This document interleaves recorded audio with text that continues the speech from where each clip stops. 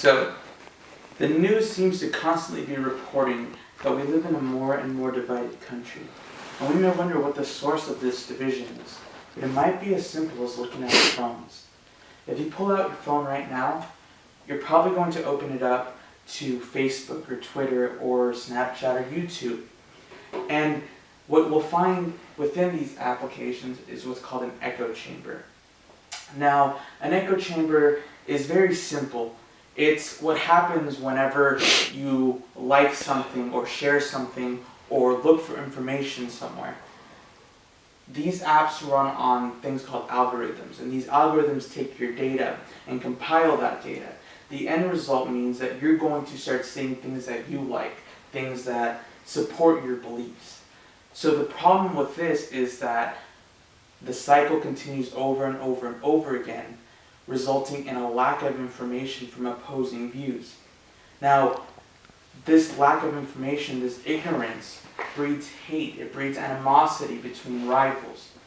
And when we apply it to the national scale, we see what happens. Now, Abraham Lincoln famously said that a house divided against itself cannot stand. So, how did these echo chambers begin? Well, first of all, we can attribute it to the rise of social media. Since the advent of the smartphone, information is more freely available and more able to be spread out and shared. But news sites began to use social media to spread their information, and that's where we start to see the source of this issue.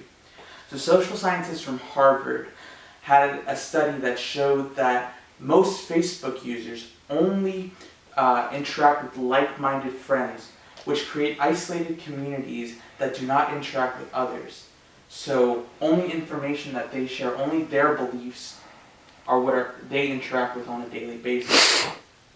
This leads to what is known as confirmation bias. It's a phenomenon that is a tendency to only look for information that confirms your pre-existing beliefs. The end result of this is that people start to lose trust in media sources that were once reputable. For example, the Washington Post has a slogan that's "Democracy dies in darkness." This slogan first appeared the day after President Trump's election. So this has isolated many Trump supporters who now see the news source as completely irreputable, despite historically being one of the most reputable news sources in the nation. What happens now is alternative news sources are beginning to prop up more. So we start to see the rise of fake news or conspiracy theories being shared around on Facebook or Twitter or YouTube. According to a Pew Research poll, 61% of millennials receive their news primarily through social media.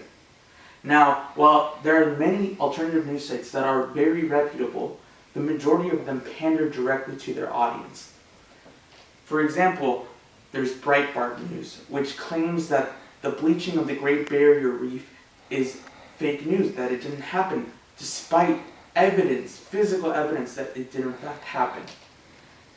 The Guardian reports that the rising percentage of people who continually deny climate change is, despite the overwhelming evidence, is because of this confirmation bias, because of echo chambers. But the worst example of this will probably be the Pizzagate conspiracy, which came out during the last few months of the election cycle. This conspiracy was that the campaign manager of Hillary Clinton was running a child sex ring out of a pizza joint in Washington, D.C. A man named Edgar Welch ended up getting stuck in an echo chamber on this topic. He ended up going to this pizza joint and shooting into this pizza joint. It was full of kids. This is the dangers of echo chambers. It leads to division, it split us up, and it drives us insane. So, how can we solve these echo chambers? How can we prevent them from becoming prevalent? Well, first, identifying that there is a bias. It's impossible to escape ideological bias. We have to ask ourselves when we look at information, is this a right-leaning site or a left-leaning site? Another thing that we can do to help is make friends who share different beliefs as you. Maybe that coworker who's a different faith, or that friend of a friend who voted for a different candidate than you did. This allows you to see other people's perspectives. Another thing you can do that's a little more practical is just changing what you follow on Facebook or YouTube. If you follow CNN, maybe also follow Fox News. If you like the Young Turks, then maybe check out the Daily Wire. That way you balance out and get a free and open source of information. The end result will make you a much more informed person that's able to have discussions with people who are not like you. The last and probably the most effective is to get offline. Just turn your phone off and go for a walk. You'll see that the news isn't all that, scary. That what they're reporting is not the end of the world. You'll see that people are out in society and, having fun. Picture this for a second. Imagine that you had to defend the beliefs of the person you voted against in the last election cycle. Would you even know what they stood for?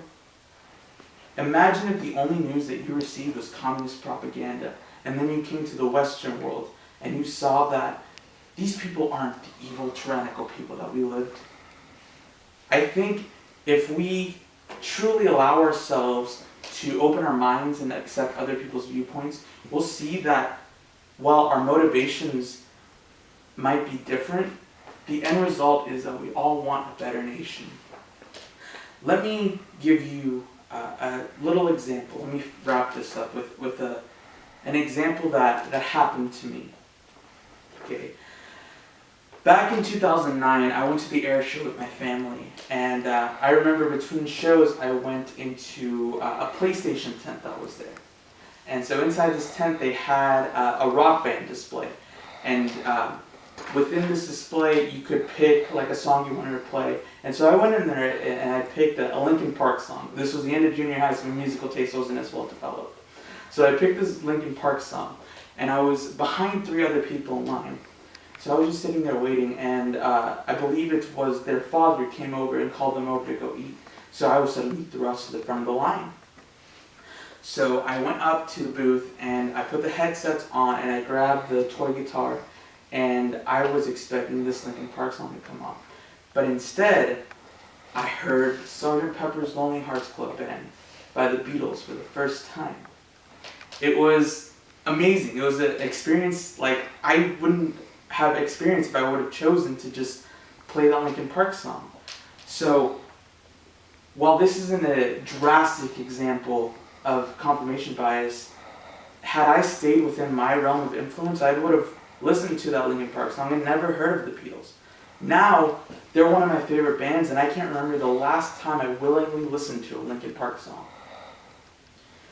Some other effects can be more drastic, like that of Washington, D.C.'s Comet Ping Pong Pizza.